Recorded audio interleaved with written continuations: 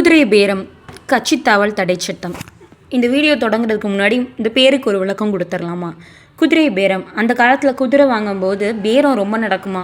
10,000 கொடுங்க, இல்லை என் குதிரை நல்லா ஓடும், 15,000 ரூபா கொடுத்தா தான் நான் விற்பேன், அந்த மாதிரி.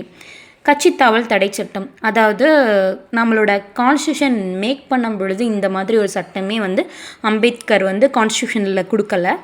இது பின்னர் வந்தது. அதாவது ஆட்சி அமைத்து இந்த மாதிரிலாம் நடந்துக்கிறாங்க. பணத்தை பிரதானமாக்கி அதன் மூலியமாக வேறு கட்சிக்கு தாவுறாங்க அப்படின்னு சொல்லிட்டு அதை மையப்படுத்தி தான் ஆன்டி டிஃப்ளெக்ஷன் லா, கட்சித்தாவல் தடை சட்டம் அப்படிங்கிறது வருது. கட்சித்தாவல் தடை சட்டம் வர்றதுக்கு முன்னாடி அதுக்கு எக்ஸாம்பிள் சொல்கிற மாதிரி ஒருத்தரோட ஹிஸ்ட்ரி இருக்குது. ஆயாராம் கயாராம் ஹேராம் அப்படின்னு சொல்லிட்டு. இவர் யார் அப்படின்னு பார்த்தீங்கன்னா, நம்ம ஹரியானா மாநிலத்தை சேர்ந்த ஒரு எம்எல்ஏ. அவர் பேர் கயாலால். அவர் 9 மணி நேரத்துக்குள்ளே 2 கட்சியும் 15 நாளுக்குள்ளே 3 கட்சியும் தாவுறாரு. இதனால் ஹரியானா சட்டசபையில் நிறைய கூச்சல் குழப்பங்கள் ஏற்படுது. ஆட்சியே கவிழ்ந்து போய் பிரசிடென்ட் ரூல்லாம் வருது. இந்த மாதிரி சம்பவங்களுக்கு பிறகு தான் கட்சித்தாவல் தடை சட்டம்ங்கிறத ஒன்று உருவாக்குறாங்க 1985. கட்சித்தாவல் தடை சட்டம் 10th ஷெடியூலில் வருது.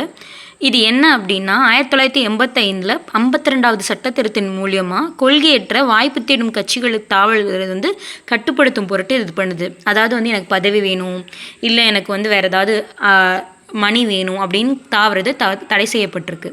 தகுதி நீக்கத்துக்காக காரணம் என்ன? தானாக முன் வெளியேறுதல். எனக்கு என்னோடய கட்சி மேலே உடன்பாடு இல்லை, நான் வெளியேறுறேன் அப்படின்னு சொல்லி எந்த கட்சியின் சார்பில் தேர்ந்தெடுக்கப்பட்டவங்களோ அந்த கட்சியிலேருந்து தானாக முன் வெளியேறினா பிரச்சனை கிடையாது.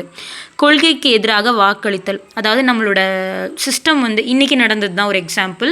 அதிமுக விஜய்க்கு வாக்கெடுப்பில் அப்போஸ் பண்ணுறாங்க. பட் வேலுமணி சண்முகமணி அவங்களுக்கு ஓகே அப்படின்னு வாக்களிச்சிருக்காங்க.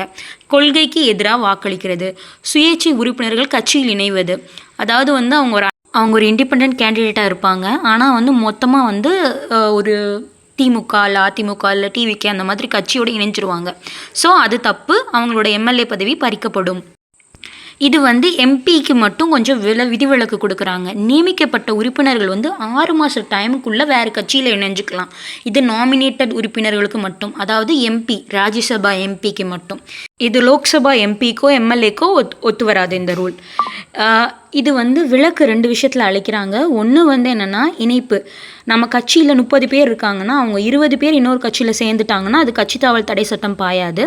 இன்னொன்று, சபாநாயகரோ தலைமை பதவியில், அதாவது சேர்மன் ஆஃப் எம்எல்சியில் இருக்கவங்களோ தலைமையேற்று நடத்துகிற ஒரு சபையில் அவங்க வாக்களிக்கலாம். ஆனால் வாக்களித்து முடிச்சதுக்கப்புறம் அவங்க கட்சியோட ஜாயின் பண்ணிக்கலாம். அவங்களுக்கு விலக்கு அளிக்கப்படும்.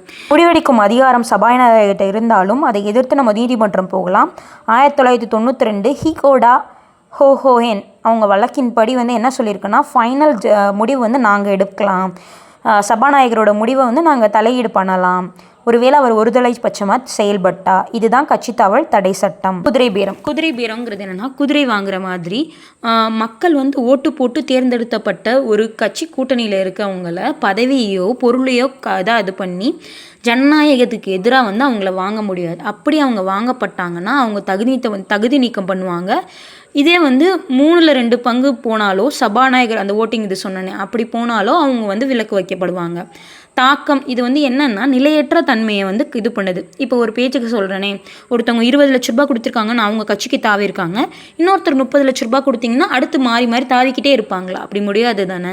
ஸோ இது நிலையற்ற தன்மையை இது பண்ணிவிட்டு ஒரு ஸ்ட்ராங்கான ஜனநாயக இதை மக்களோட நம்பிக்கையை இழக்காமல் வலுவான அரசை உருவாக்க இந்த குதிரை பேரத்தை எதிர்க்கிற ஆன்டி டிஃப்ளெக்ஷன் லா நமக்கு ஹெல்ப் பண்ணுது. எக்ஸாம்பிளும் இன்றைக்கி சட்டசபையில் நடந்த ஒரு விஷயந்தான். சி சண்முகம் வேலுமணி அணி தாவாக்கு ஆதரவாக ஓட்டு போட்டாங்க. இதுக்கு அதிமுக பொதுச் செயலாளரே ஆப்போசிஷன் பண்ணார்.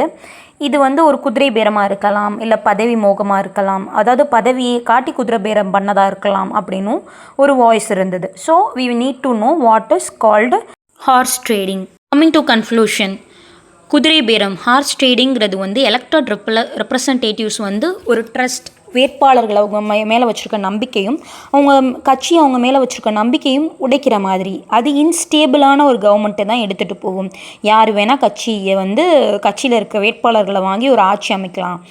இதற்கு எதிராக தான் ஸ்டெபிலிட்டியை பேலன்ஸ் பண்ணுற விதமாக கான்ஸ்டியூஷனல் அமெண்ட்மெண்ட் ஆக்ட் 52 படி ஆன்டி டிஃப்ளெக்ஷன் லா உருவாக்கப்பட்டது. இது நம்மளோட 10th ஷெட்யூல் கீழே இந்தியன் கான்ஸ்டியூஷனில் வருது.